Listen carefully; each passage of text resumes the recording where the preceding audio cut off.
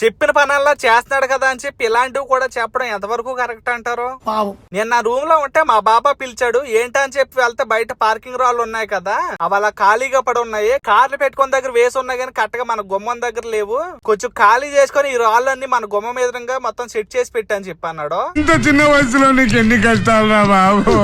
అలా అనగానే నాకు ఏ పని చెప్పినా గానీ రాను కోపం ఆ మాట వెనకనే సర్రుమని మండింది. వెంటనే నాకు రాదు బాబా, నా వల్ల కాదని చెప్పేసా.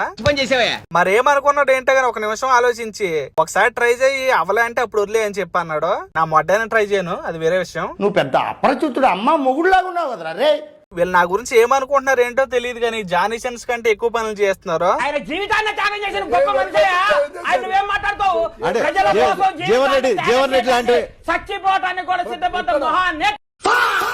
ఒకసారి కారు వాషరు, ఒకసారి కార్ డ్రైవరు, ఒకసారి ఎలక్ట్రీషియన్, ఒకసారి కూలి మనిషి, ఇంకొన్ని సార్లు రోడ్లు ఊడిసే మనిషి, ఇంకొన్ని సార్లు పడవలు కడిగే మనిషి, ఇప్పుడేమి ఈ పార్కింగ్ టైల్స్ వేసే మేస్త్రి పని చేయమంటున్నారు. ఇంత చిన్న వయసులో నీకు ఎన్ని కష్టాలు రా బాబు. ఏంటో ఈ బతుకు. కొంతమంది ఎరుపుకులు పెట్టిన వీడియోలు చూసి ఇక్కడ చాలా బాగుంటదని చెప్పి నమ్మి మోసపోయి వచ్చిన వాళ్ళు నేను ఒకటినే.